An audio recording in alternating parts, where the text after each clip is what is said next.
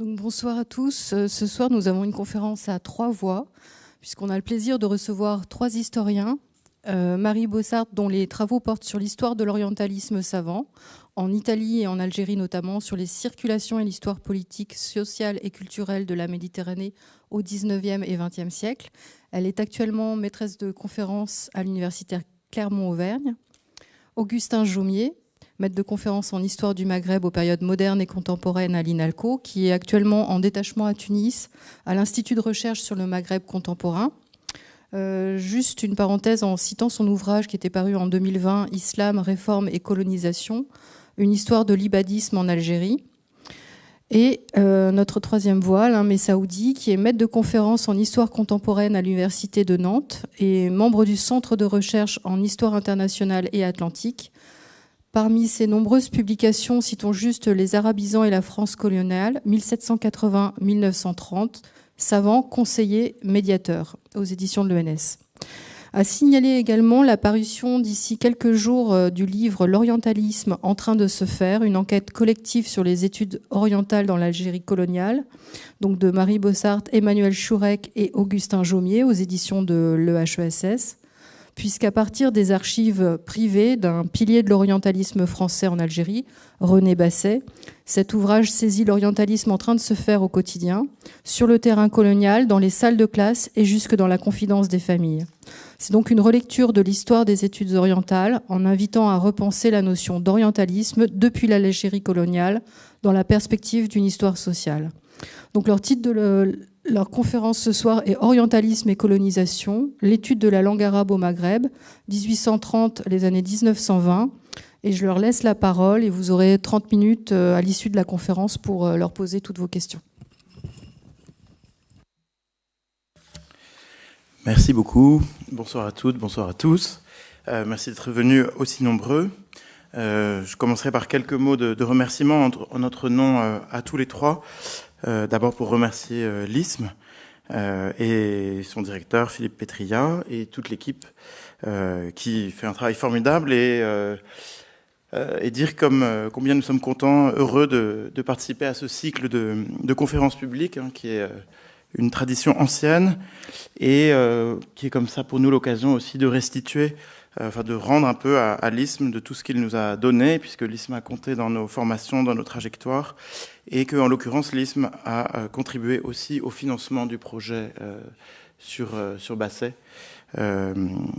Donc, merci beaucoup. Mes remerciements et nos remerciements aussi donc à la Bulac, autre institution parfaitement essentielle, et qui là aussi a contribué grandement, notamment dans la personne de son directeur scientifique Benjamin Guichard, qui a participé au projet et qui signe un des chapitres de l'ouvrage. Nous avons aussi organisé de nombreuses séances de séminaires dans les locaux de la Bulac et nous sommes infiniment reconnaissants. Orientalisme et colonisation, l'étude de la langue arabe au Maghreb de 1830 aux années 1920. Il y a 2 semaines, j'étais dans le sud algérien où je présentais l'ouvrage que Sophie vient de citer, un ouvrage donc publié en 2020 sur l'histoire d'une de ces régions du sud de l'Algérie. Je présentais cet ouvrage auprès des dépositaires de l'histoire qu'il raconte et la question des motivations, de mes intentions comme chercheur est souvent revenue dans les discussions. Notamment, un des cheikhs de la ville de Guérara m'a demandé si je faisais de l'istishraq, de l'orientalisme, ou si je faisais un travail scientifique, ou encore autre chose, avec un air suspicieux. Alors, en l'occurrence, il ne m'avait pas lu, et un bel échange s'en est suivi, mais j'ai pensé commencer par cette anecdote, parce qu'elle est intéressante. Elle pointe d'emblée la polémique, la difficulté à faire comprendre le sens de nos travaux en art culturel aujourd'hui, et puis surtout les polémiques autour de l'orientalisme du 19e, de la période coloniale notamment, et elle permet donc de pointer d'emblée la dualité du sens, les 2 sens qui sont attachés à ce terme d'orientalisme sur lequel réfléchit notre conférence. Dans une première acception, celle des savants orientalistes, une acception qui a émergé autour de 1800. Le terme orientalisme désigne un domaine savant, un domaine d'étude qui s'appliquait à l'étude donc de l'Orient, d'un espace approximatif courant des Balkans à l'Océanie. Ce courant, ce champ d'études avait des fins à la fois pratiques et érudites. Ces études orientales étaient marquées par une approche philologique, l'étude de textes originaux, une connaissance approfondie des langues indigènes et aussi une certaine apesanteur disciplinaire.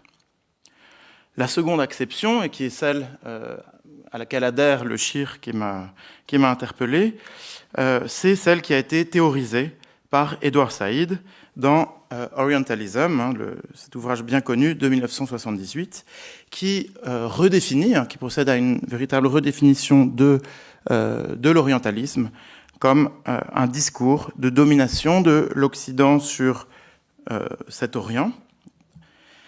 Et vous connaissez tous cet ouvrage qui est tout à fait fondateur, notamment pour les études postcoloniales, et qui pose des difficultés puisque cette définition de l'orientalisme est tout à fait monolithique. Elle englobe différents types d'études, différentes périodes, des expressions littéraires, artistiques et des productions savantes, et elle impute la responsabilité à cet orientalisme, donc d'avoir causé et servi l'impérialisme occidental, impérialisme qui est tout aussi monolithique. Cette notion a ainsi créé les conditions d'une polémique qui perdure.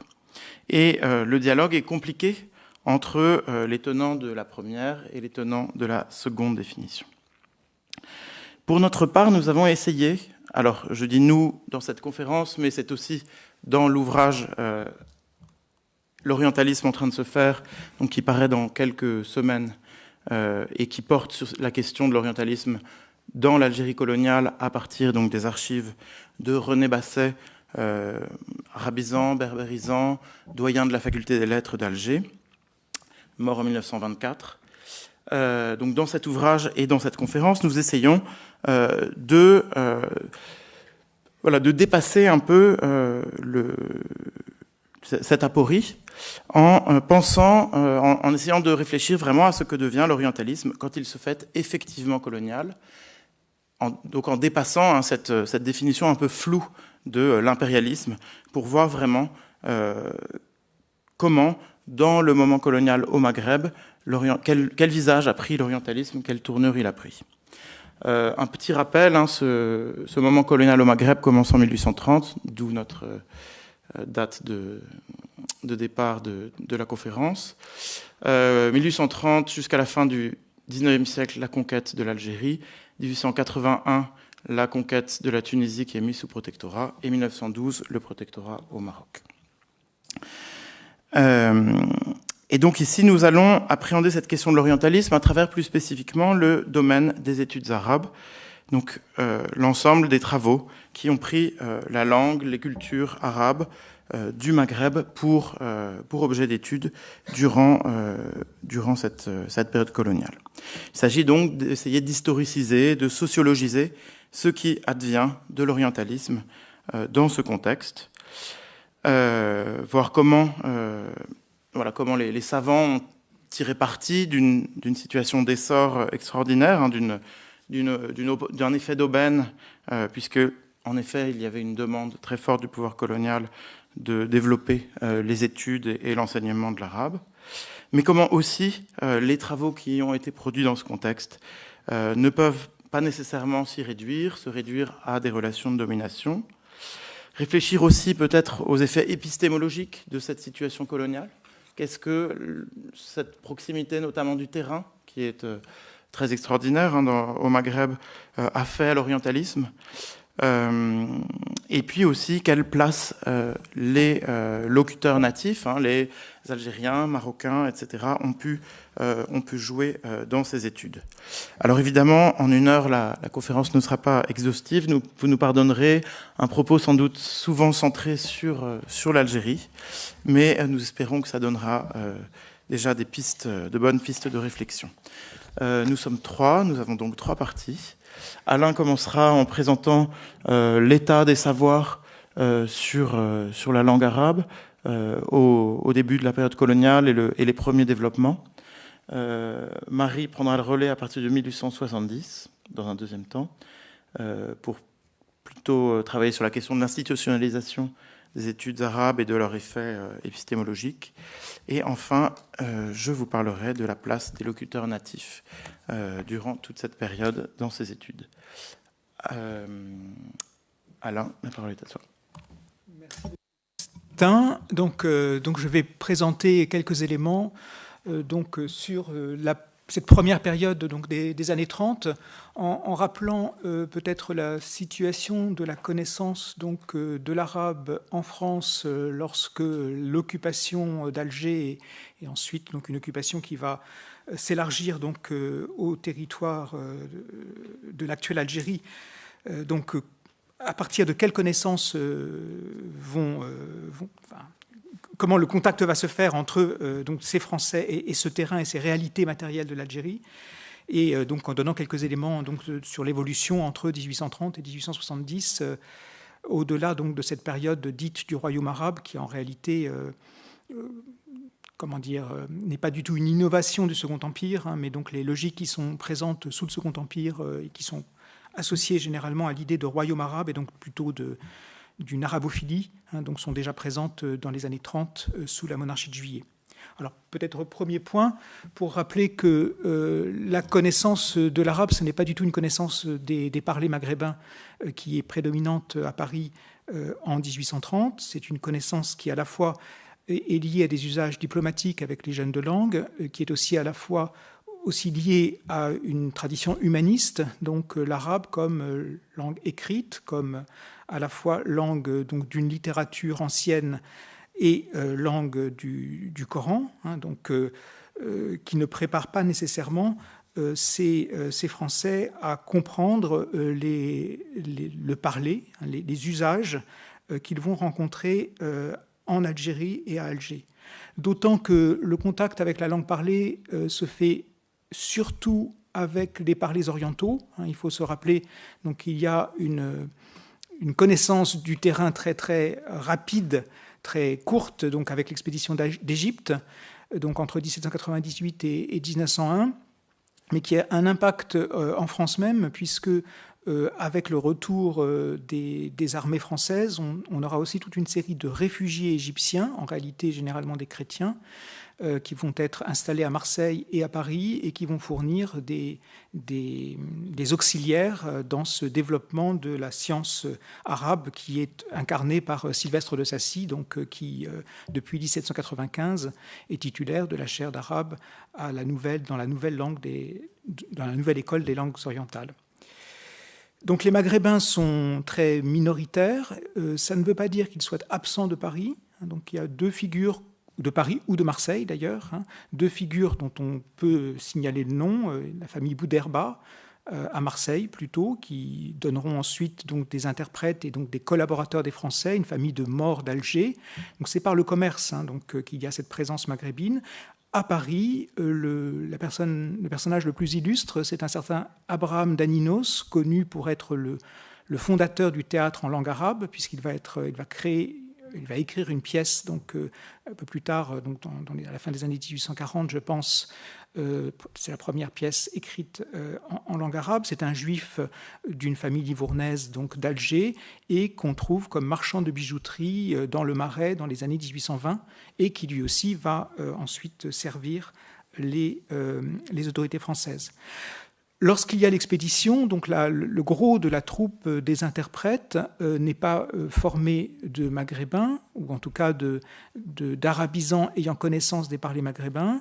On pourrait dire qu'il y a un tiers plutôt de levantins, certains d'ailleurs recrutés donc parmi les anciens réfugiés égyptiens, un tiers de jeunes Français qui sont frais et moulus de l'école des langues orientales, donc qui ont une connaissance livresque de l'arabe, mais pas du tout des parlers.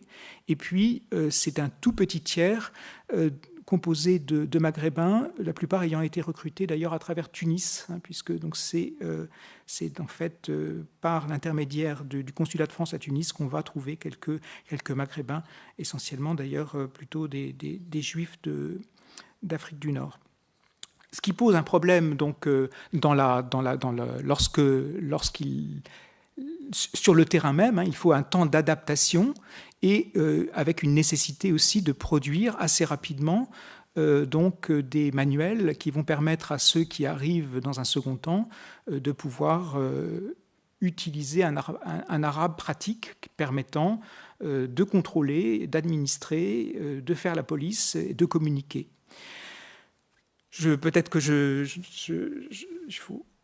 fasse attention à l'heure, mais donc à Alger, très rapidement est installée donc une chaire d'arabe qui est occupée en fait par un Levantin, un certain Johanni Pharaon, qui n'est pas du tout un savant, et assez rapidement il va être dégommé par un élève de Sylvestre de Sacy, un certain Brégnier, qui lui donc a tout à fait la formation grammaticale en arabe littéraire, donc un certain purisme, et qui va rester très longtemps donc à Alger, en fait jusqu'à sa mort en 1867, et donc qui va aussi produire d'une part un enseignement, mais aussi des ouvrages qui vont servir donc à ces nouveaux arrivants, essentiellement des militaires, et puis dans un second temps aussi des civils, qui vont donc pouvoir, à partir de cette chaire public d'Alger, donc faire l'apprentissage de la langue arabe sur place, donc avec donc une connaissance théorique, si vous voulez, ou en tout cas de la langue écrite à travers ses cours et ses manuels, et parallèlement, donc par la pratique, par le contact avec les populations, donc se former dans la langue, dans les parlers.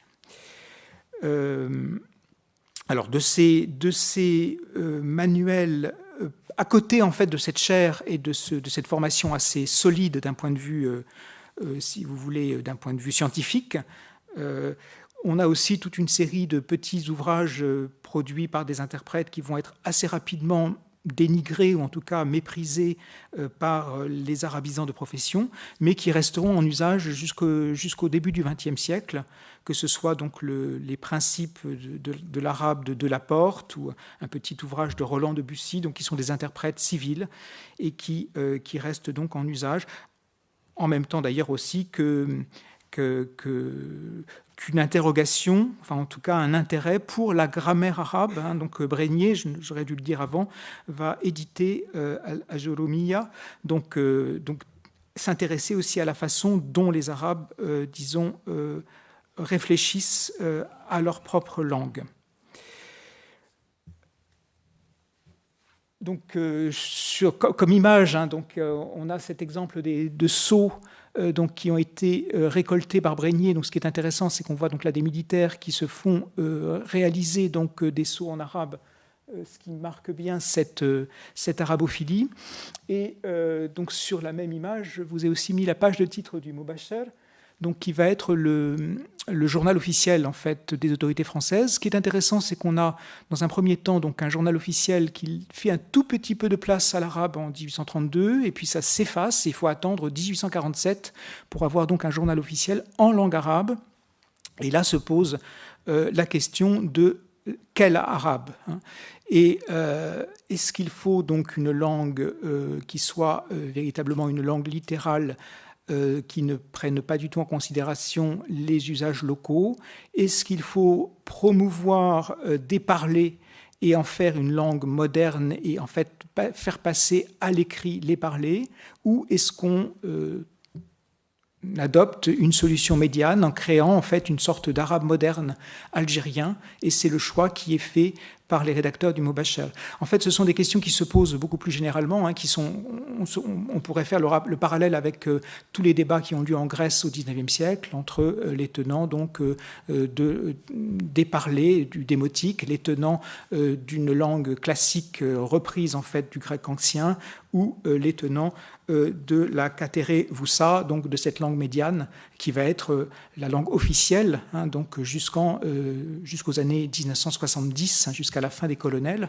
Donc là, c'est ce type de questions qui se posent aussi en Algérie. Ça se pose aussi d'un point de vue scolaire, et je regarde, je ne veux pas dépasser mon temps. Non, ça va encore.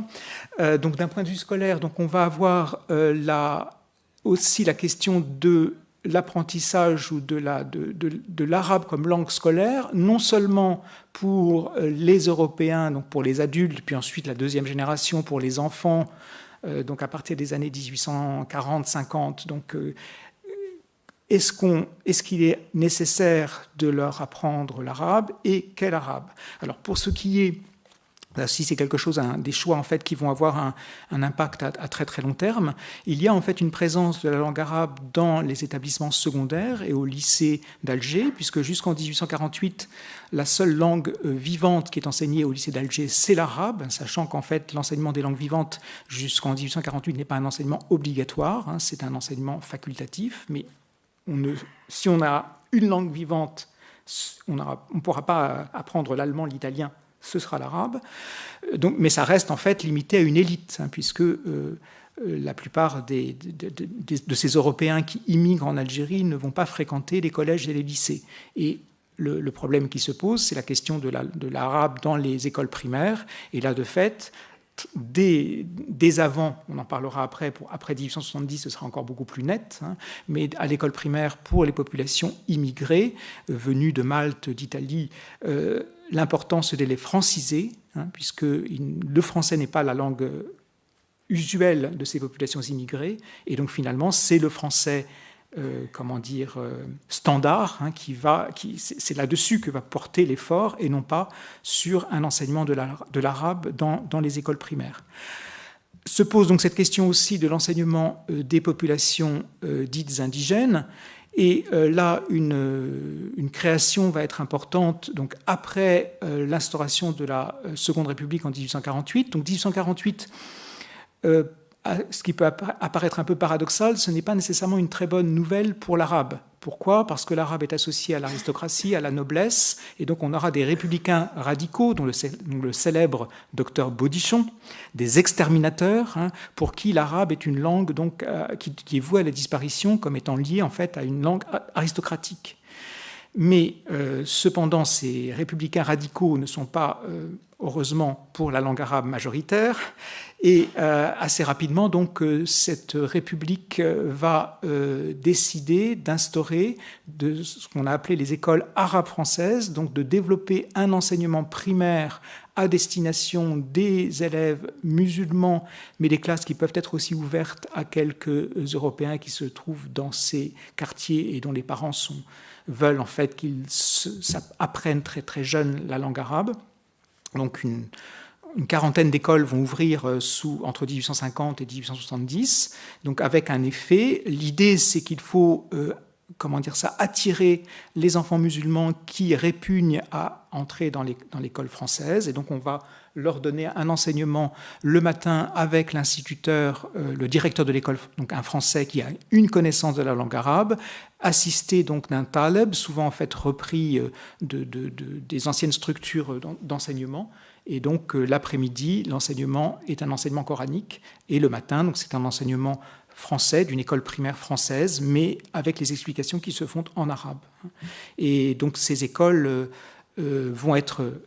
vont disparaître en fait lorsque le pouvoir civil va l'emporter. Et donc là, ce qui est aussi donc, très important, c'est finalement le développement de la colonisation de peuplement et le développement aussi finalement d'une république, d'une démocratie qui se fait, qui est limitée en fait aux populations européennes et qui donc va être avec des élus, des communes, des maires qui vont être finalement très peu intéressés, voire même un peu réticents au développement de l'enseignement de la langue arabe.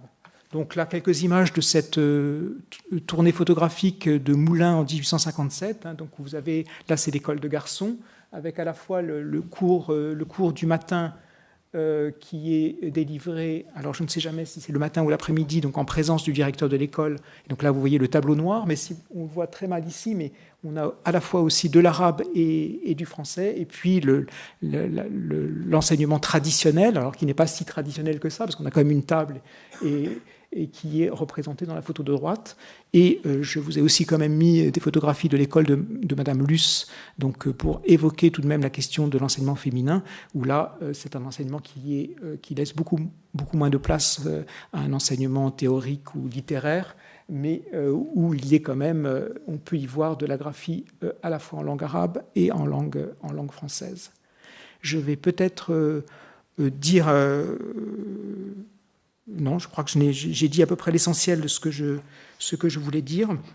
Donc peut-être quand même cette idée, donc, dans cette génération des années 1840, chez les militaires, on a encore un idéal de fusion des peuples, hein, donc avec la question de la fusion des peuples, quelle langue pour cette synthèse, pour cette palingénésie qui pourrait se réaliser en Algérie. Pour beaucoup d'entre eux, c'est tout de même donc finalement une sorte de bilinguisme, enfin de plurilinguisme, et donc l'idée d'une Algérie qui pourrait être arabe-française, hein, qui reste encore très vivante jusqu'aux années 1860. Merci. Alors, je prends le relais au tournant des années 1870-1880, puisque c'est à partir de cette décennie, donc notamment les années 1880, que l'étude de l'arabe se transforme dans la mesure où elle commence à se faire dans le cadre d'une transformation des institutions savantes de la colonie qui prend la forme d'une universitarisation. Et cette étude se caractérise également par le caractère volontariste de la politique qui est menée par la Troisième République et par les autorités coloniales en Algérie. Donc ce que je vais expliquer dans ce second temps de notre présentation, c'est le versant colonial de l'étude de la langue arabe en restituant le point de vue des colonisateurs qui s'efforce de s'imposer comme le seul valide scientifiquement. J'expliquerai en quoi. Alors, une étape importante pour l'étude de l'arabe consiste dans la création des écoles supérieures, donc 4 écoles de médecine, de droit, de sciences et de lettres à Alger en 1880. Ce sont des établissements d'enseignement supérieur qui vont ensuite devenir, à partir de 1909-1910, l'université d'Alger. Ces nouvelles institutions sont elles-mêmes rapidement dotées de nouveaux bâtiments. Donc vous voyez sur la diapositive le Palais des Écoles qui est inauguré en 1887 et qui accompagne à Alger l'émergence d'un nouveau quartier scientifique qui est distinct des centres précédents musulmans, algériens de production des savoirs qui sont plutôt situés dans la vieille ville. Sur la question d'Alger comme capitale savante, je renvoie à la thèse en cours de Margot Stemelin. Alors l'arabe, et notamment l'arabe parlé, est enseigné à l'école des lettres, dans la section orientale de cette école des lettres, qui est conçue à la fois comme un prolongement en Afrique du Nord des écoles françaises de Rome et d'Athènes, comme également un prolongement sur le terrain maghrébin de l'école des langues orientales et comme un lieu de formation des futurs cadres de l'Algérie coloniale. Alors, je le disais, cet enseignement de l'arabe est à replacer dans le cadre de la promotion, d'une promotion de l'arabe, mais aussi du berbère, par la Troisième République et les autorités coloniales. C'est Alain qui a étudié ces questions dans son ouvrage. Cette promotion se traduit notamment par la mise en place de brevets, de diplômes, de certificats d'aptitude à l'enseignement. Donc, par exemple, les brevets et les diplômes d'arabe sont mis en place en 1882. Donc, ce sont toute une série de diplômes qui sont mis en place dans cette décennie. Et cet enseignement avait déjà commencé à être encouragé auparavant par un système de primes qui sont peu à peu distribuées à différentes catégories de professionnels. Et ces efforts débouchent sur un moment important qui est la création de l'agrégation d'arabe en 1906. Et puis ensuite, plus tard, on en a la réfraction dans la création d'une chaire d'arabe maghrébin aux langues orientales en 1920. Donc, qui est un peu ce qui achève ce cycle. Alors, bien sûr, l'arabe continue à être enseigné dans d'autres établissements, à la fois à Alger et en Algérie, c'est ce que disait Alain, et notamment dans les lycées et les médersas, qui connaissent à cette période des réformes importantes qui vont dans le sens d'un contrôle plus strict de la part des autorités coloniales. Je pense que Augustin en dira un mot. Alors, c'est au sein de l'école des lettres dont je parlais que prend forme à la fin du siècle, dans les deux dernières décennies du siècle, un groupe de savants réunis autour de René Basset, qu'on a déjà mentionné, et qui est appelé communément l'école d'Alger. Donc c'est une appellation informelle. Un groupe dont l'objectif est de conduire l'étude scientifique, donc là je reprends les termes des principaux intéressés, des parlers arabes et des parlers berbères. Donc, on l'a dit, René Basset est spécialiste à la fois d'arabe et de berbère. Il est d'origine lorraine et après s'être formé à Paris, il arrive justement à Alger au tournant des années 1880 puisqu'il obtient un poste à la faculté des lettres. Et progressivement, il rassemble autour de lui un cercle de disciples qui le reconnaissent comme leur maître. Ce sont les termes, par exemple, que l'on trouve dans son importante correspondance. Et à côté de ce cercle de disciples, tout un réseau d'élèves dispersés en Algérie que Basset et ses collègues n'hésitent pas à mettre à contribution pour mener à bien ce vaste projet scientifique. Ce projet scientifique consiste à relever et étudier l'ensemble des parlers arabes et berbères du Maghreb, ce qui a été assez peu fait jusqu'alors, dans la mesure où l'accent a plutôt été mis dans les études orientales, j'entends ici en métropole, sur l'arabe classique. Donc il y a aussi ici un effet de niche, un terrain scientifique à occuper. Et bien entendu, cet intérêt pour les parlers, c'est ce que disait Alain, pour ce qu'on appelle alors les dialectes, est étroitement lié au contexte colonial et aux besoins pratiques de l'administration coloniale.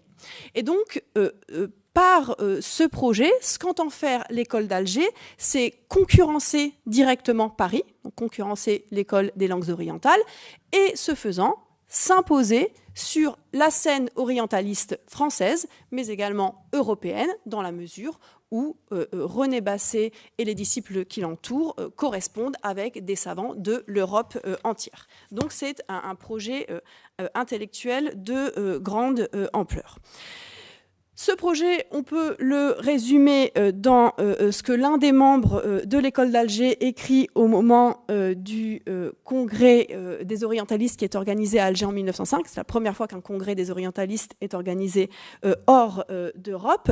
Lorsque Edmond Doutet écrit « Il appartenait à l'école d'Alger d'appliquer à l'étude scientifique de la langue arabe les nouvelles méthodes de la linguistique moderne ». J'en dirai un mot un peu plus tard. À vrai dire, elle a longtemps tardé à s'orienter dans cette voie, mais il y a quelques années, elle s'y est engagée résolument. Monsieur Marcet, avec son dialecte arabe de Tlemcen, Monsieur Bell dans sa Jazaya, l'auteur de Céline, dans un mémoire sur un texte oranais, ont presque simultanément commencé à mettre en lumière les lois qui régissent l'arabe vulgaire.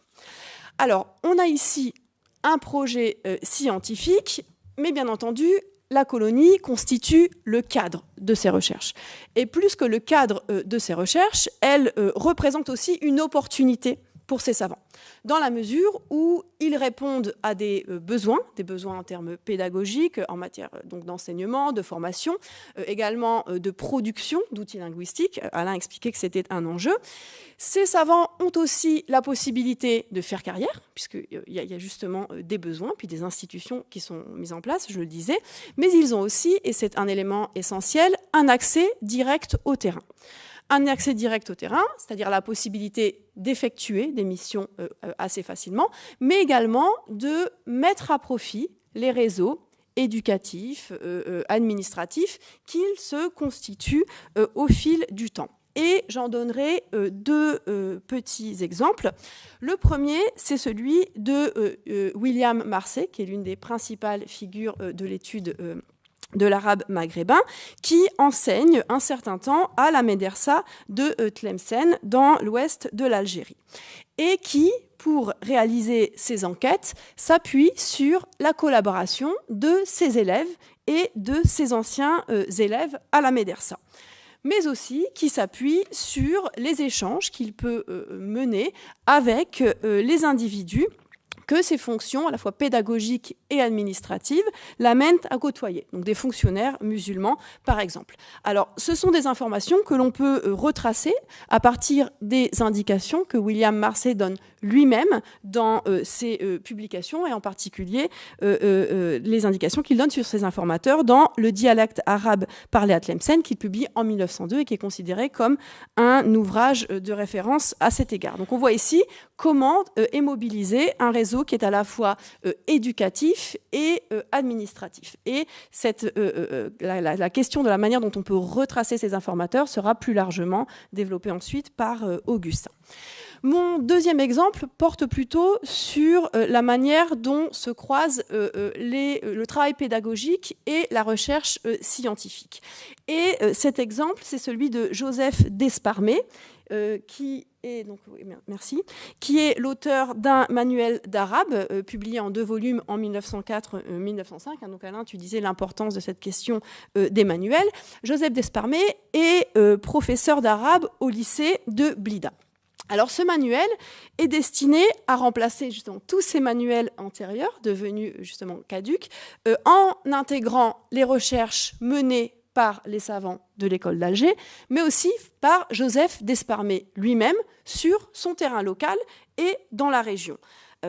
Plus précisément, je le cite, dans les cafés, dans les écoles d'enfants, dans les chambres des nourrices ou sur les terrasses des maisons mauresques. Je cite aussi un autre passage, en fouillant les cafés morts et les recueils des médas pour trouver des morceaux de littérature populaire. Donc ce manuel est destiné aux écoles de la colonie. Et progressivement, il s'impose comme un manuel de référence, mais c'est aussi une tentative de formaliser un arabe maghrébin médian standardisé. Donc cette question de la standardisation que l'on retrouve ailleurs sur le continent africain, je pense par exemple aux travaux de Cécile Van den Haven sur les langues mandingues, donc cette tentation standardisante se retrouve ici dans les travaux de Joseph Desparmé, qui se situe à l'entrecroisement des activités savantes et des activités pédagogiques. Je peux dire encore. Parfait. Donc je terminerai avec un dernier point sur le caractère scientifique de ces travaux et puis de ce projet collectif, puisque le cadre colonial et la possibilité pour ces savants de mobiliser des réseaux coloniaux, pédagogiques, éducatifs, administratifs, etc., n'est pas contradictoire avec le fait que l'école d'Alger porte un projet scientifique original et j'essaierai dans ce dernier temps justement de dire un mot de la nature de ce projet, c'est-à-dire d'éclaircir la formule appliquée à l'étude scientifique de la langue arabe, les nouvelles méthodes de la linguistique moderne.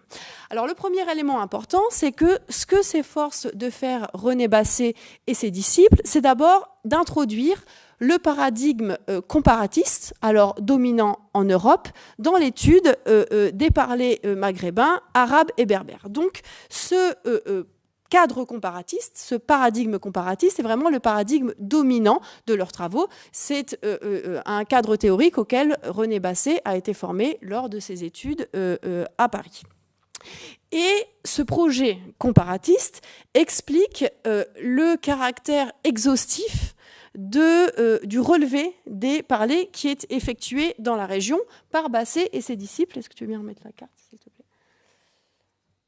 Donc, ici, dans le cadre d'un chapitre qu'on a écrit avec Augustin et Caroline Hémin dans l'ouvrage L'orientalisme en train de se faire, on a essayé justement de relever l'ensemble des terrains occupés en proposant une photographie dans la première décennie du siècle, donc les terrains étudiés par l'école d'Alger. Donc, un projet qui se veut exhaustif pour mener à bien une étude comparatiste. Ce projet scientifique passe aussi par une stratégie de publication qui marque la volonté de l'école d'Alger de marier l'orientalisme et les sciences sociales qui sont alors en cours de formation ou de renouvellement. Donc cela passe en particulier par une stratégie de publication dans des revues qui ne sont pas seulement des revues orientalistes, mais aussi des revues de linguistique, par exemple. Et de la même manière, toute une partie des membres de l'école d'Alger est affiliée à la Société de linguistique de Paris et à des institutions qui travaillent sur la linguistique. Donc une volonté de sortir de l'orientalisme, justement, pour dialoguer avec d'autres types de savoir. Cela passe donc par la constitution d'une méthode, une méthode proposée comme commune, qui réfléchit par exemple sur la manière dont doit être conduite une mission de terrain, dont doivent être choisis et citer les informateurs à partir desquels sont réalisés les travaux linguistiques.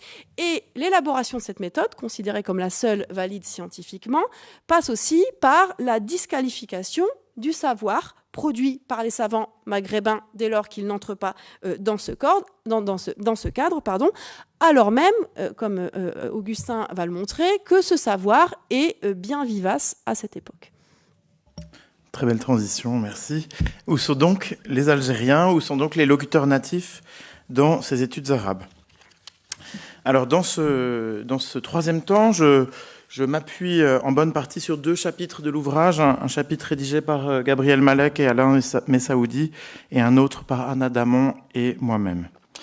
Je vais essayer de reprendre un peu ici ce qui est devenu une des questions dans le débat autour de l'orientalisme, qui est la question de la place des orientaux dans l'orientalisme.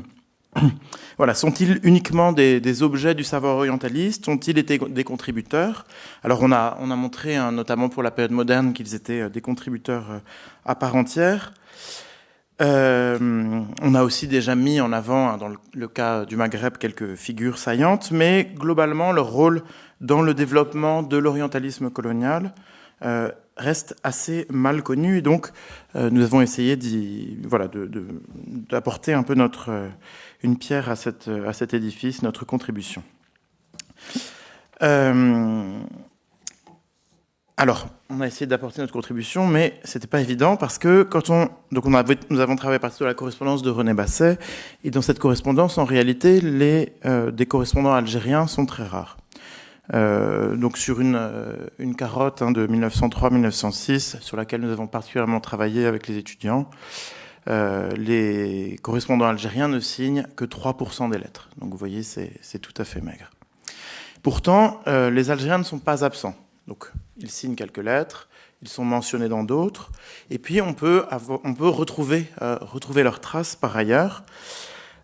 Puisque malgré donc cet effacement qui est le reflet de la violence symbolique, juridique du contexte colonial, en réalité, on se rend compte quand on travaille sur cette question que des locuteurs natifs sont présents à peu près toutes les étapes de la chaîne de production du savoir orientaliste, que ce soit les études arabes ou les études berbères, quand bien même cette collaboration se fait dans un cadre hiérarchique assez rigide. Alors peut-être un premier point, quelles sont les fonctions, quelles sont les institutions dans lesquelles on trouve ces locuteurs natifs. Alors, je vais commencer par reprendre un peu ce que Alain a dit tout à l'heure. En fait, on en trouve dès 1830, et en 1830, ils sont dans cette fonction principalement d'interprètes militaires. Alain l'évoquait, donc des Égyptiens qui avaient participé à l'expédition d'Égypte et qui avaient ensuite fui vers Marseille, et puis un petit tiers donc des interprètes qui sont des Maghrébins, donc soit des Juifs, soit des Maures, donc des citadins de Tunis ou d'Alger. Progressivement, en fait, ce qui est intéressant, c'est que quand l'occupation devient permanente, il est clair qu'elle devient permanente vers 1838, par là. Les chrétiens orientaux qui avaient participé à l'expédition d'Égypte sont de plus en plus appelés à partager leurs fonctions avec des locuteurs natifs, juifs ou musulmans. Et puis, je l'évoquerai plus tard, mais la composition en fait de ce corps va fortement évoluer. Donc, les fonctions d'interprète. Deuxième fonction dans laquelle on trouve des Algériens, qui là est tout à fait informelle, c'est celle de répétiteur privé, de traducteur de façon informelle. Alors là, je m'appuie aussi sur le travail d'Alain qui a montré, c'était à propos donc vous savez, de ces fameux officiers arabisants des bureaux arabes, hein, dont en réalité l'arabophonie n'est pas toujours si nette. Alain a montré hein, que beaucoup d'entre eux ont appris l'arabe par la fréquentation d'Algériens, d'enseignants sur place. Donc par exemple, il évoque Léon Roche, qui affirme avoir appris l'arabe à Alger auprès d'Abdelrazak Ben Basset, un ancien secrétaire d'un ministre du Dey, ou bien les mémoires d'un homme devenu par la suite ministre de la Guerre, hein, François-Charles du Barail, qui raconte de façon postérieure comment en 1835, il a appris l'arabe avec un prisonnier de son père qui du coup participait déjà à la conquête. 70 ans plus tard, la situation n'est de ce point de vue pas si différente, hein, puisque Basset recommande à ses élèves qui ne sont pas encore suffisamment chevronnés en arabe de prendre un répétiteur algérien. À côté de cela, on voit une institutionnalisation, on a déjà utilisé ce mot plusieurs fois, qui a des effets, puisque à mesure que la colonisation s'approfondit, les occasions d'apprendre l'arabe par un contact quotidien avec les indigènes s'amenuisent, avec les Algériens, s'amenuisent, notamment dans les grandes villes. Et on va retrouver plutôt, dans la correspondance de Basset, en fait, la plupart de ces correspondants sont plutôt des enseignants dans des écoles, dans des établissements institués, et qui occupent un vaste éventail de postes et de statuts. Donc on en trouve une poignée dans l'enseignement supérieur. Alors ils peuvent être enseignants, en général plutôt des chargés de cours, à l'école des lettres, ou bien à l'école normale de la Bouzarea qui forme les instituteurs. Quelques-uns, une poignée aussi, sont dans l'enseignement supérieur en métropole, donc des Algériens partis en France, où ils enseignent, donc par exemple, Abdelaziz Zenaghi, qui est répétiteur indigène, un statut qui a été créé en 1871, si mon souvenir est bon, à l'école des langues orientales à Paris, ou bien Ben Ali Fekkar, qui lui enseigne dans le cadre d'un enseignement colonial de l'arabe à la Chambre de commerce de Lyon. Certains exercent aussi dans le secondaire, et là on les retrouve surtout dans ces établissements secondaires à destination des étudiants dits musulmans, donc principalement les médersas, donc ces 3 médersas supérieurs de Constantine, Tlemcen et Alger, qui forment les fonctionnaires musulmans pour le culte, la justice et aussi l'interprétariat. Et enfin, on en trouve quelques-uns dans l'enseignement secondaire public, destiné principalement aux Européens. Donc, par exemple, Ben Abdelrahman, qui est professeur de collège à Tlemcen, ou une institutrice, Yamina Laharab. Et, last but not least, des enseignants dans les mosquées du culte, des enseignants salariés par l'État pour donner des cours soit de grammaire arabe, soit de fiqh, soit de kalam, dans les mosquées financées par l'État français. Donc vous voyez une grande diversité d'institutions et globalement des Algériens qui sont cantonnés à des positions dans un enseignement de bas niveau et non pas dans l'enseignement supérieur. Dans les correspondants de Basset, on trouve beaucoup moins d'interprètes. Et je l'expliquerai un peu plus tard, et surtout des interprètes qui sont tous des Algériens musulmans et non plus des Juifs. En effet, en regard de la période moderne et des premières décennies de la colonisation, les minoritaires juifs et chrétiens en fait ont déserté cette profession. On ne les trouve plus à partir des années 1880. En réalité, ils ont connu des trajectoires d'insertion dans la société coloniale qui leur ont donné accès à d'autres métiers et qui parfois même leur ont fait perdre la maîtrise de l'arabe. C'est notamment le cas des populations juives. Et donc, ils ont d'autres voies de promotion et on ne les trouve plus dans ce type de métiers liés à la langue. Enfin, dans les correspondants de Basset, on trouve tout simplement aussi une catégorie des gens qui n'occupent pas de fonction mais qui sont curieux des études arabes.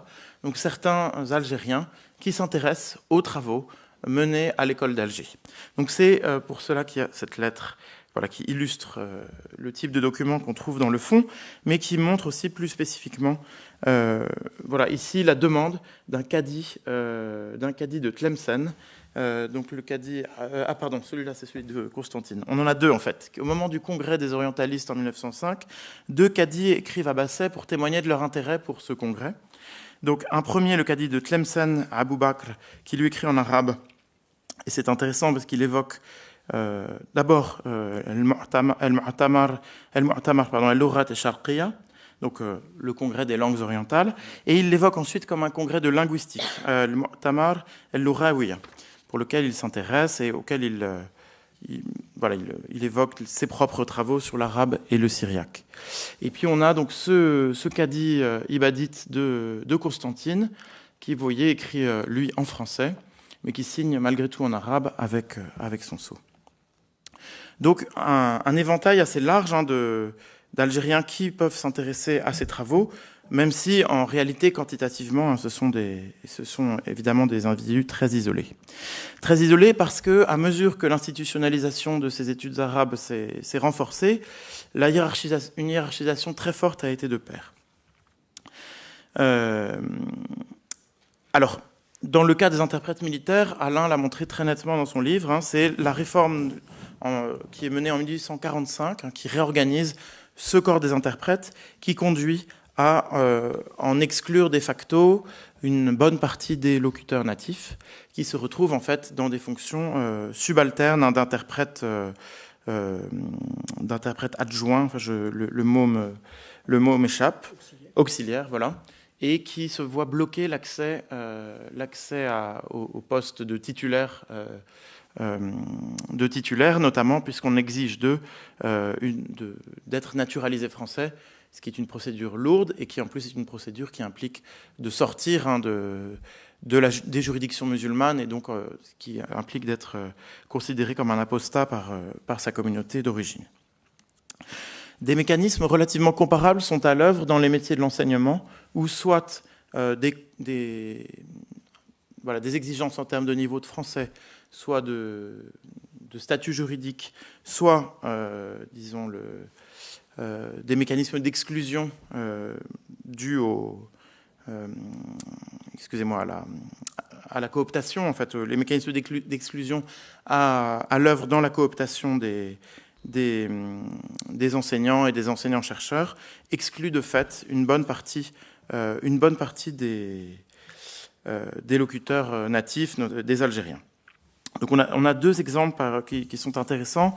Celui de Mohamed Souhallah, qui est qui est répétiteur à l'école normale d'Alger, qui a rédigé lui-même un manuel d'arabe dialectal algérien, et qui, malgré une thèse de doctorat, se voit barrer l'accès à l'enseignement supérieur par les professeurs de l'université d'Alger.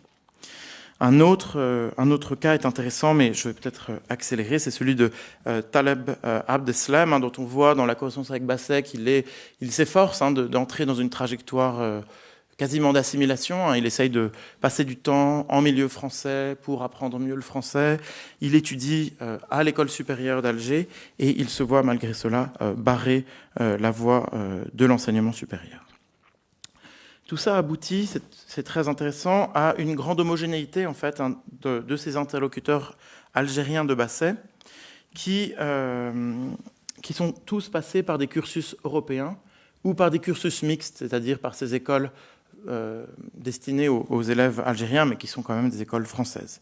Aucun n'est issu uniquement de cursus vernaculaires. Et la voie royale pour entrer dans l'école des lettres, pour les quelques Algériens qui y parviennent, c'est l'école des lettres, ce sont ces institutions d'enseignement supérieur françaises.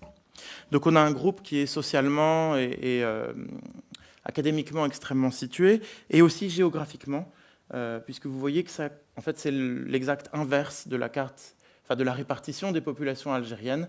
Les Algériens qui accèdent à ce monde des études arabes vivent dans les centres de colonisation. Ils ne vivent pas là où vivent la majorité des Algériens. Donc, malgré tout, un monde d'exclusion très fort. Et dans ce petit monde d'élus des études arabes, leur visibilité est très variable en fait, selon les moments, et je finirai sur ce point. Une visibilité sous contrôle.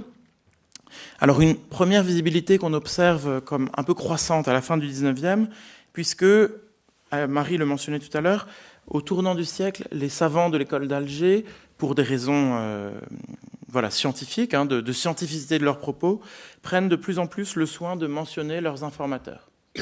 Donc on a des notes de bas de page, des remerciements, des préfaces qui permettent de savoir qui ont été les informateurs de William Marsay et d'autres.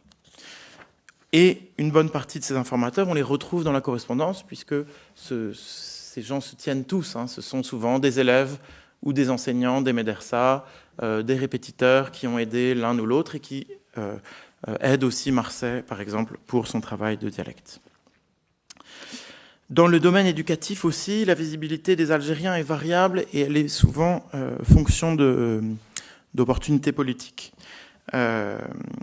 Et Alain a montré là, dans son livre que les élites de la colonie, les administrateurs, les politiques ne s'accordent pas sur ce point.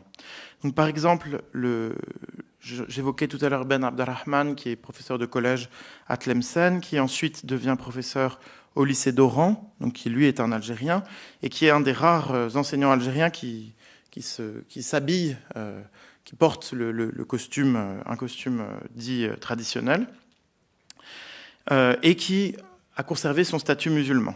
Et lui, il obtient une chaire au lycée parce qu'à ce moment, le gouvernement général cherche à mettre en avant des enseignants algériens visibles. Ce choix, qui fait débat au rectorat, est sans doute à rapporter au contexte donc, de la compétition autour du Maroc au milieu des années 1900, qui pousse les dirigeants de la colonie à mettre en avant, c'est assez connu, une politique musulmane de la France qui serait bienveillante envers les Algériens. Ce même moment, c'est celui du congrès des orientalistes d'Alger, où là aussi, un certain nombre d'acteurs algériens sont mis en avant dans le comité d'organisation, dans le comité d'honneur, et quelques-uns participent, même s'ils sont peu nombreux. La figure en fait, qui est la plus mise en avant à cette époque, je finirai là-dessus, avant ma conclusion, c'est la figure de Mohamed Ben Cheneb, qui est alors en réalité assez peu présente dans la correspondance de Basset parce qu'ils vivaient tous les deux à Alger, ils n'avaient pas besoin de s'écrire, mais qui jouit d'une reconnaissance vraiment très forte dès les années 1900 et qui va aller croissante. Il est, vers 1900, professeur à la Médersa d'Alger. En 1927, il sera le premier Algérien, le premier musulman à obtenir une chaire à l'université d'Alger. Et cette reconnaissance est tout à fait exceptionnelle. Ce qui est aussi exceptionnel, c'est que ce n'est pas qu'une reconnaissance française. Donc il est reconnu des orientalistes, il publie dans les revues orientalistes, mais c'est une reconnaissance internationale. Il correspond aussi avec Goldziher, avec tous les plus grands. Il publie dans l'Encyclopédie de l'Islam. Et puis c'est une reconnaissance aussi des milieux lettrés, savants, arabes. Donc on a un homme qui est vraiment à cheval entre deux scènes intellectuelles, ce qui peut expliquer en bonne partie sa promotion, puisque les autorités coloniales ont eu à cœur de promouvoir une personne à même de faire le pont entre les élites savantes européennes de la colonie et les élites aussi lettrées arabes d'Alger. Je n'entre pas dans les détails, mais c'est tout à fait son cas est tout à fait éloquent.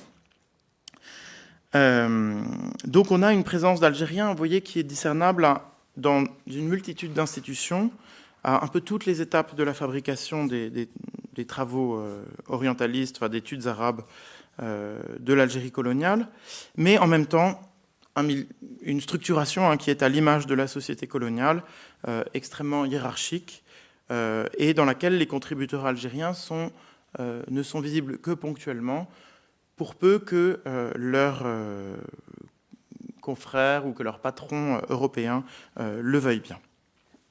Et si on creuse un peu ce qu'on a fait économiquement, ils sont aussi dans une position assez fragile. Pardon, j'ai oublié mes belles illustrations. Donc ce beau portrait de Mohamed Ben Cheneb que nous a confié, dont le petit-fils Hedi, ici présent, nous a confié donc un scan de cette photo.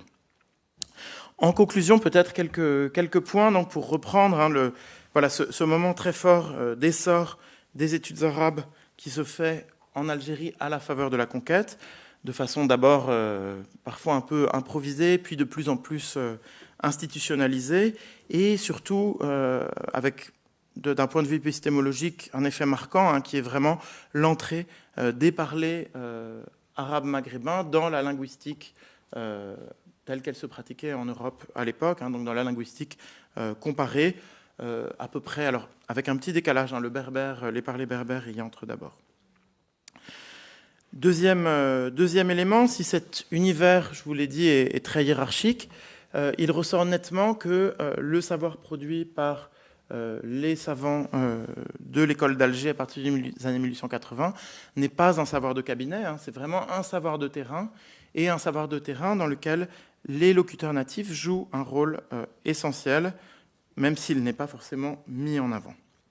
Et ce qui il me paraît intéressant de conclure sur les effets de contamination, ou en tout cas sur le fait que les savoirs produits par ces orientalistes ne sont pas étanches aux savoirs vernaculaires, et qu'il y a vraiment des passages nombreux entre les deux.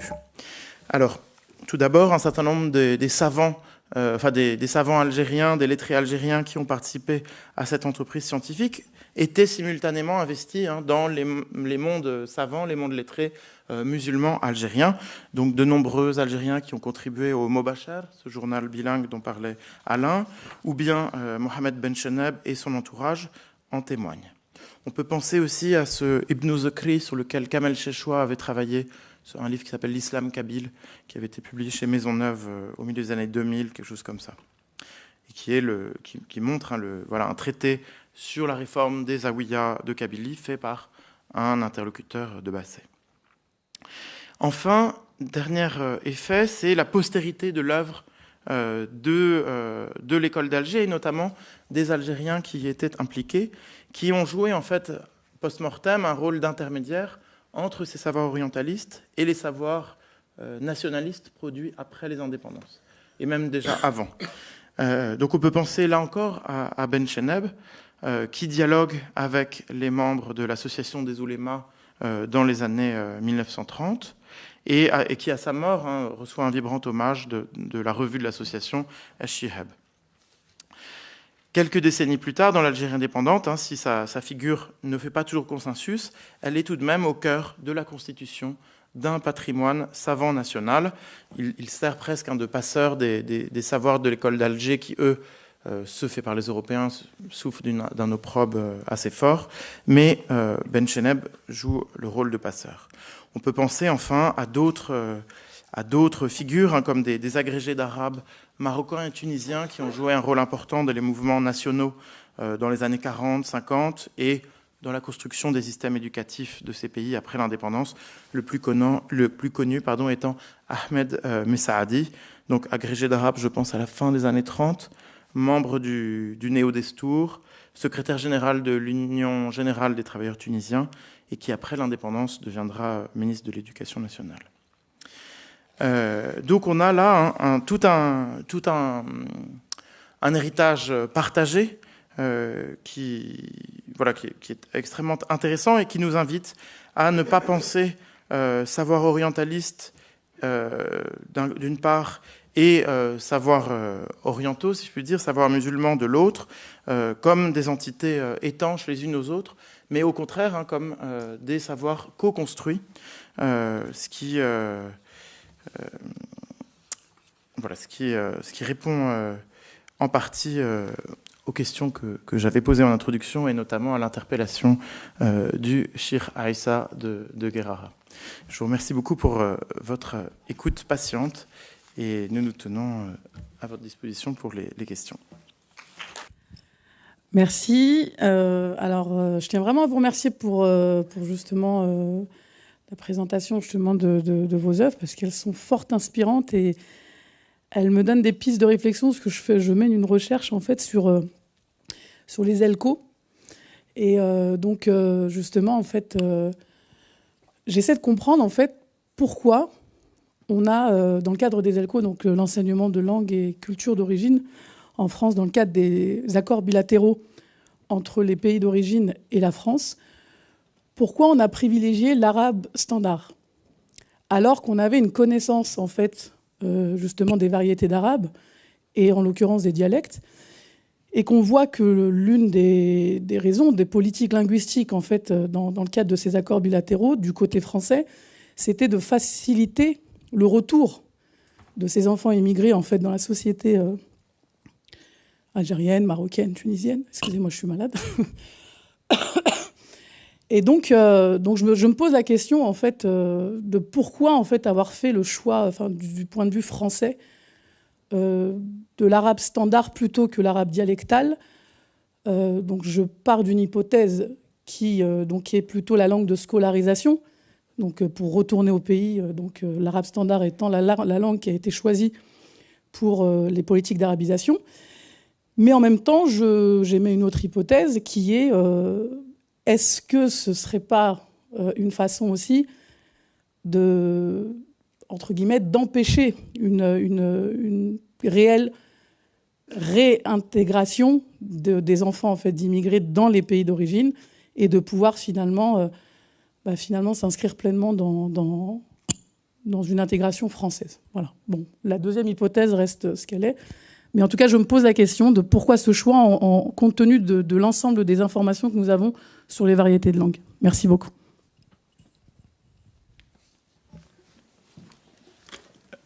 Tu veux ou non alors, merci beaucoup pour votre question. En fait, ce qui fait écho alors à des débats dont on n'a pas eu le temps de parler, mais cette question de quelle langue enseigner et de la hiérarchie, des jugements de valeur portés envers les parlers du Maghreb. Et c'est un peu le serpent de mer de toute la période coloniale et encore depuis.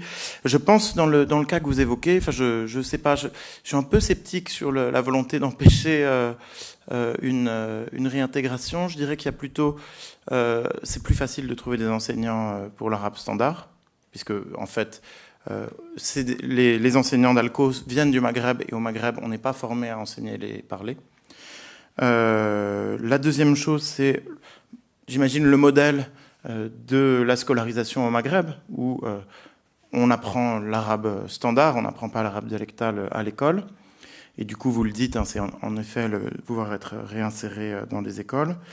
Et puis, peut-être quand même que du côté de l'inspection générale et des cadres en France, il y a quand même une vision un peu hiérarchique de la langue arabe qui met, voilà, c'est juste une hypothèse, mais qui met quand même le fosha, le littéral, au-dessus des dialectes. Voilà, moi, c'est les trois éléments de réponse que j'ai. Je ne sais pas si...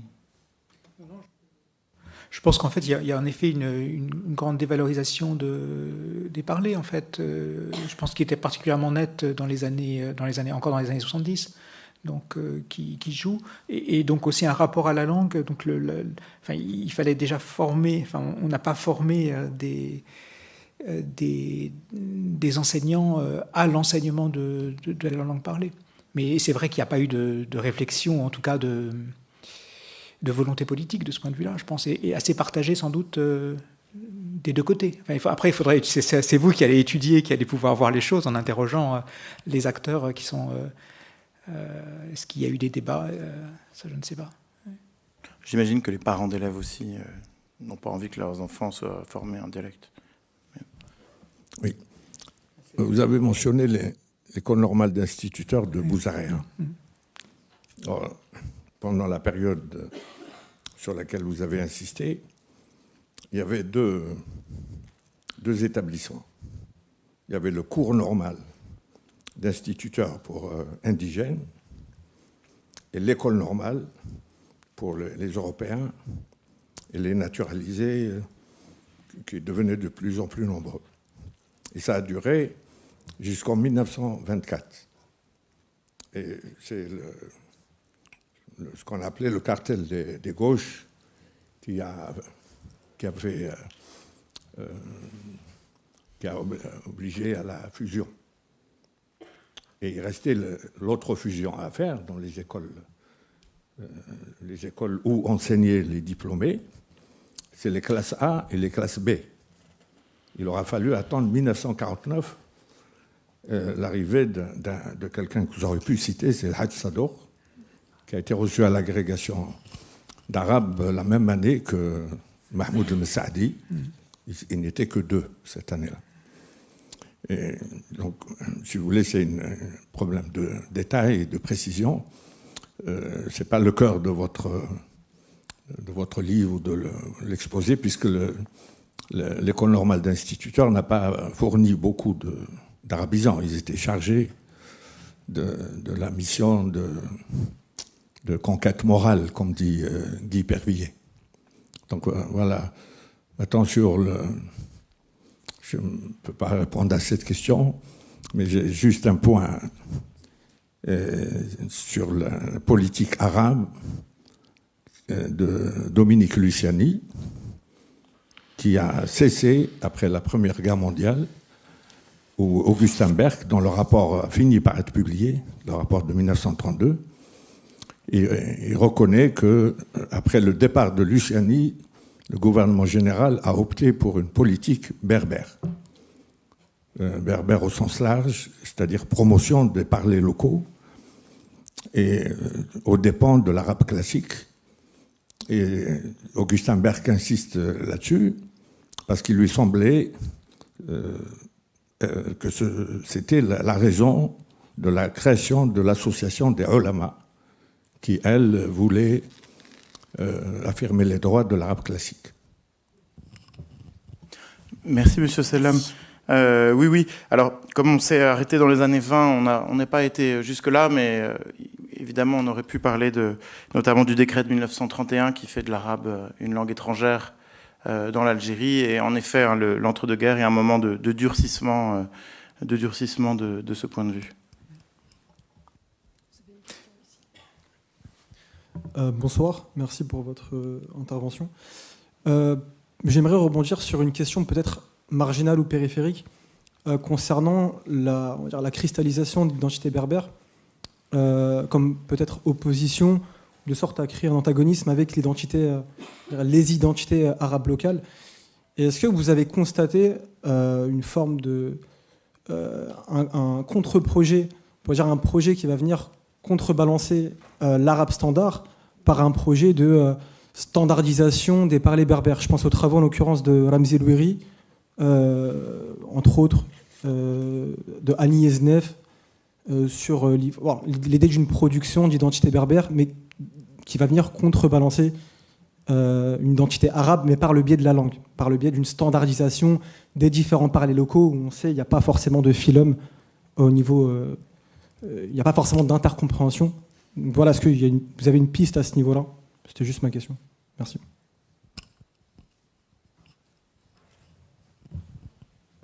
Alors, merci beaucoup. Et puis, ça fait écho à ce qu'évoquait M. Selam. Alors, de fait, hein, il y a une politique... Alors, on n'a pas parlé là, comme c'était sur les études arabes, mais dans le livre, on parle beaucoup des études berbères, hein, puisque Basset est celui qui les a instituées en Algérie. Alors, il y a une politique très volontariste de description des différents parlers berbères, systématique à partir des années 1880, bien avant les parlers arabes, enfin 2 décennies avant.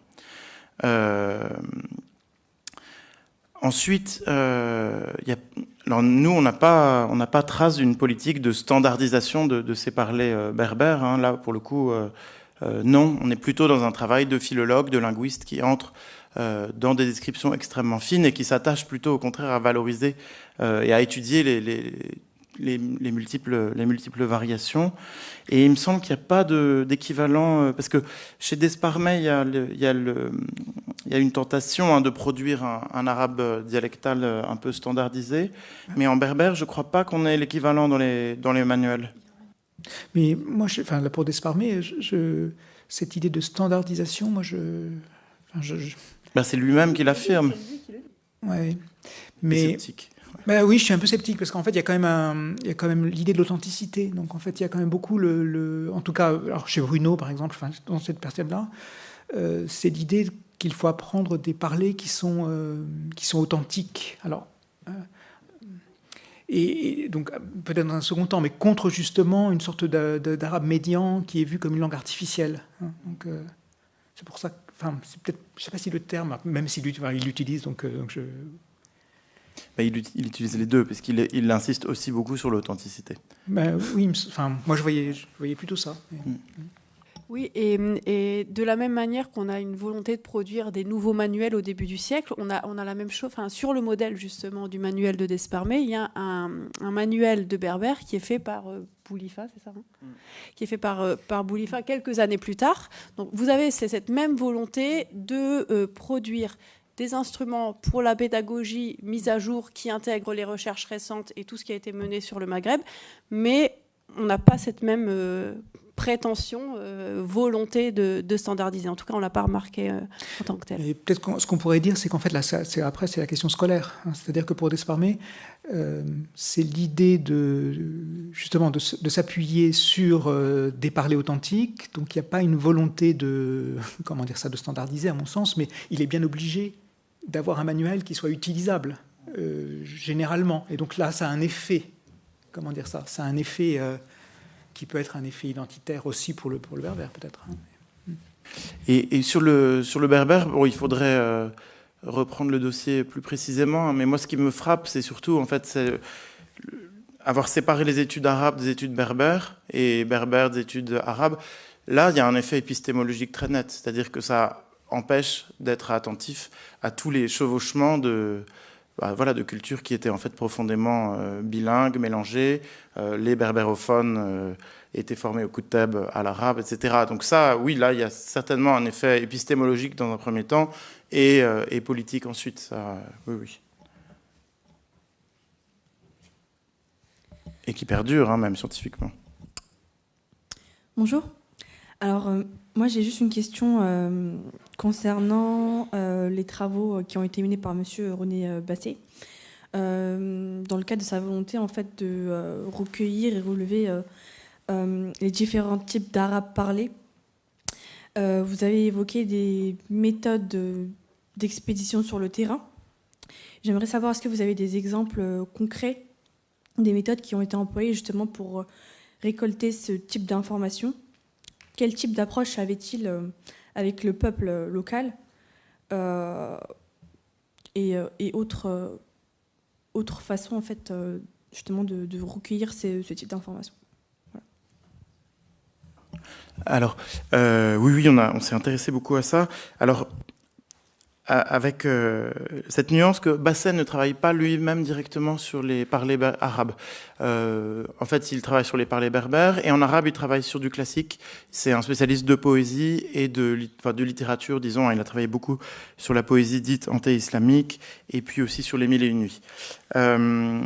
Ensuite, sur les méthodes de recueil, on a travaillé, et ce qui est très intéressant, c'est que ces méthodes évoluent beaucoup, en fait, entre les années...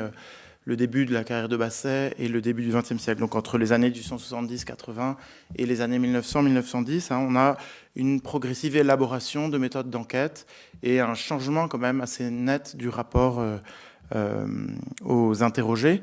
Avec peut-être, juste je donne un petit exemple et après je donne la parole.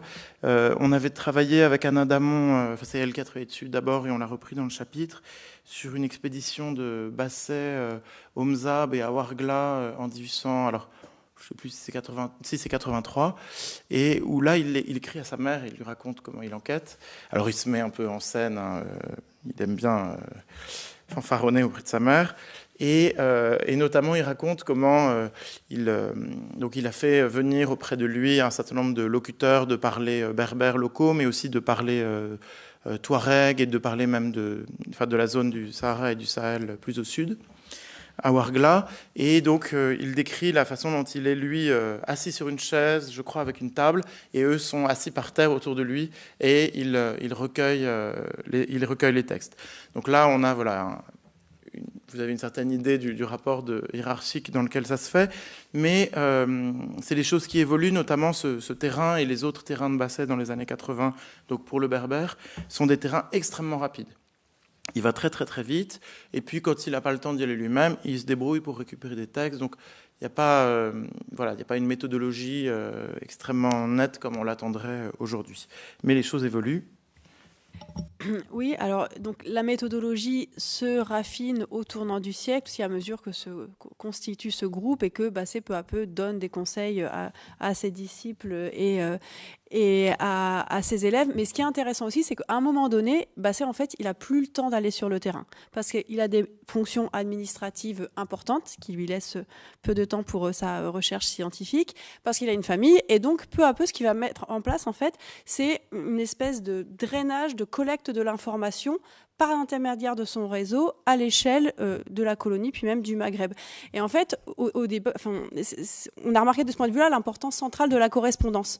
Donc nous, au départ, la correspondance de Basset, on l'utilisait comme une source. Donc là, c'est super, on a une source très intéressante qui va nous montrer un peu les coulisses de la collecte, comment les individus procèdent. Et peu à peu, on s'est rendu compte qu'en fait, sa correspondance, c'était un instrument de la collecte. C'est-à-dire qu'il a donc ses disciples qui sont un petit peu partout, des élèves qui, par exemple, sont en train de préparer un diplôme, un brevet, qui travaillent au fin fond de l'Algérie et qui lui envoient des exercices à corriger. Et lui, en échange, il demande « Est-ce que vous ne pourriez pas me chercher ça ? Qu'est-ce que vous avez trouvé ?» Et donc, il récupère comme ça des informations qui viennent de l'ensemble de l'Afrique du Nord, donc en Algérie, puis ça s'étend, il y a des choses en Tunisie, puis dans un second temps, au début du XXe siècle, au Maroc. Et donc, il collecte l'information, il draine l'information à distance par l'intermédiaire de sa correspondance. Et donc, il peut s'appuyer sur des instituteurs, des interprètes, des administrateurs, etc. Et tu veux dire un mot sur...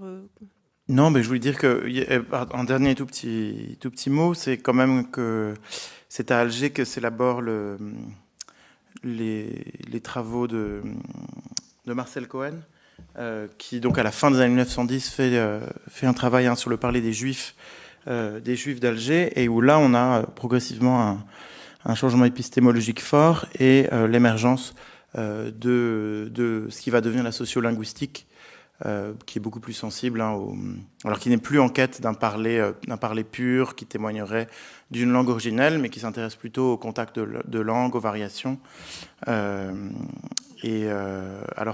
le manuel de Marcel Cohen, c'est dans les années 20, par contre, son manuel de méthode, c'est un peu plus tard. 27.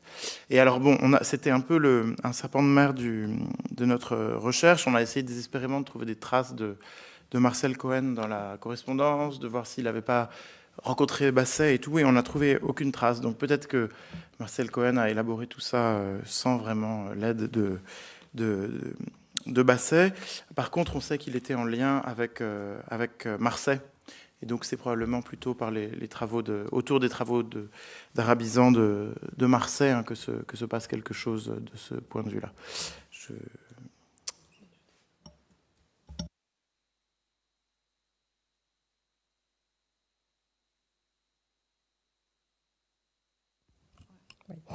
Merci beaucoup pour cette conférence et puis pour l'écriture de l'ouvrage. Je pense que, en tout cas, moi, je l'attendais. Et j'avais une question qui rejoignait complètement la question posée précédemment sur la question de la récolte de ces parlers vernaculaires. Et notamment, si vous aviez pu retrouver des traces, des réactions de ces indigènes face à ce qui est quand même une immixtion de ces lettrés français qui arrivent dans des espaces, je pense, assez reculés, des espaces ruraux. Donc voilà, si vous aviez des traces dans les correspondances, par exemple, de Basset, mais aussi la deuxième question qui rejoint la première, c'est quel est l'impact possible, si vous avez réussi à trouver la réponse à cette question, l'impact de la récolte sur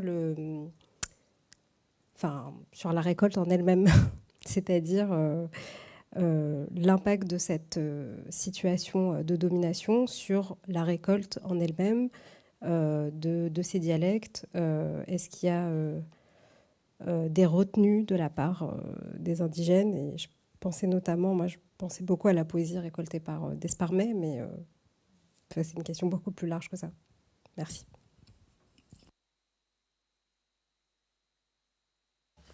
Alors, merci beaucoup Sarah pour ta question.